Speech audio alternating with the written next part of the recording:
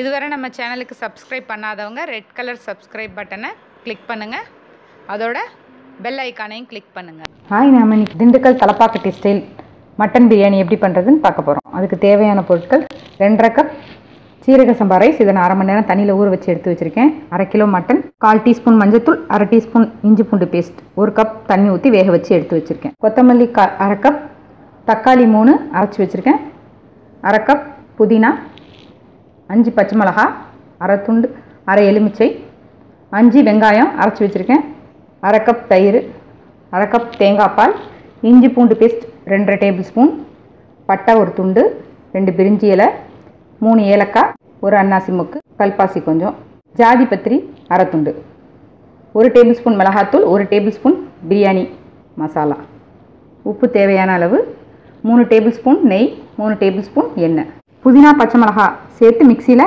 கோர்ஸாக அரைச்சி எடுத்துக்கணும். தேவையான அளவு எண்ணெய் ஊற்றிக்கலாம். டேபிள் ஸ்பூன் நெய் ஊற்றிக்கிறேன். பட்டை, ஜாதி பத்திரி, ஏலக்காய், பிரியாணி இலையெல்லாம் சேர்த்து பொரிய விடணும்.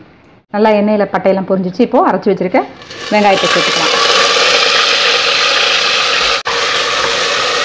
நான் இன்றைக்கி பெரிய வெங்காயம் போட்டிருக்கேன். சின்ன வெங்காயம் ஒரு 150 கிராம் போட்டால் நல்லாயிருக்கும். பெரிய வெங்காயத்துக்கு பதிலாக சின்ன வெங்காயம் சேர்க்குறதா இருந்தால் ஒரு 150 கிராம் சின்ன வெங்காயம் இது மாதிரி அரைச்சி சேர்த்துக்கலாம். வெங்காயம் நல்லா வதங்கி கலர் சேஞ்ச் ஆக ஆரம்பிச்சிருச்சு. இப்போது அரைச்சி வச்சு இஞ்சி பூண்டு பேஸ்ட் சேர்த்து வதக்கிக்கலாம். புதினா பச்சை மிளகா அரைச்ச பேஸ்ட்டு சேர்த்துக்கலாம். நல்லா ஒரு 2 நிமிஷம் வதக்கணும். நல்லா வதங்கிச்சு. இப்போ அரைச்சி வச்சுருக்க தக்காளி சேர்த்து வதக்கிக்கலாம். நல்லா தக்காளி வதங்கி எண்ணெய் பிரிஞ்சு வரணும். பிரியாணி மசாலாவும் மிளகாத்தூளும் சேர்த்து இப்போ வதக்கிக்கலாம். வேக வச்ச மட்டனை சேர்த்து வதக்கிக்கலாம். இப்போது பிரியாணிக்கு தேவையான அளவு உப்பு சேர்த்துக்கலாம். ஒரு 2 நிமிஷம் வதக்கணும். எடுத்து வச்சுருக்க கொத்தமல்லியில் பாதி கொத்தமல்லிக்கு சேர்த்துக்கலாம்.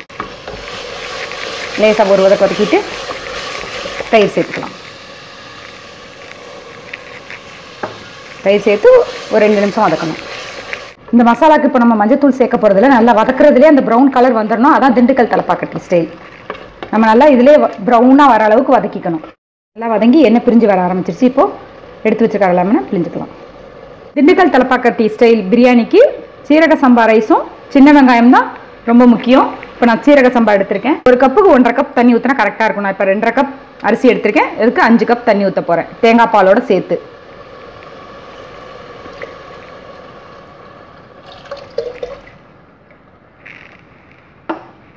ஒன்றா கலந்து விட்டு மூடி போட்டு கொதிக்க விட்டுறலாம். குக்கரில் வைக்கிறதா இருந்தால் இந்த ஸ்டேஜில் ரைஸை கலந்து 2 விசில் வர வச்சு 10 நிமிஷம் சிம்மில் வச்சு ஆஃப் பண்ணால் கரெக்டாக இருக்கும். மூடி போட்டு கொதிக்க விடணும். நல்லா கொதிக்க ஆரம்பிச்சிருச்சு. இப்போது ரைஸை சேர்த்துடலாம். தண்ணி இல்லாமல் எடுத்து வச்சுக்கணும். இந்த ஸ்டேஜில் உப்பு சரியாக இருக்கான்னு டேஸ்ட் பண்ணிவிட்டு கூட நீங்கள் உப்பு பத்தலைன்னா சேர்த்துக்கலாம். ரைஸை போட்டு ஒன்றா மிக்ஸ் பண்ணி விட்டுடலாம்.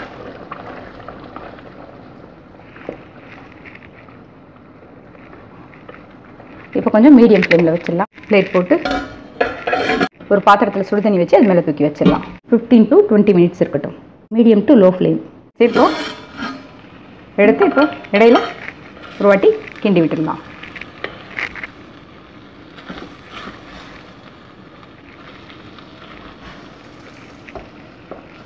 ரைஸை உடையாமல் கிளறி விட்டுக்கலாம்.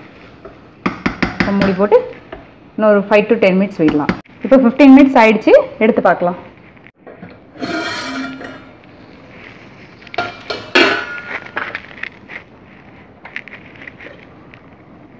நல்ல பிரியாணி உதிரி உதிரியாக நல்லா வெந்து ரெடி ஆகிடுச்சு. இப்போ கொத்தமல்லி போட்டு எடுத்து வச்சுருக்க 1 டேபிள் ஸ்பூன் நெய் விட்டு ஆஃப் பண்ணிடலாம்.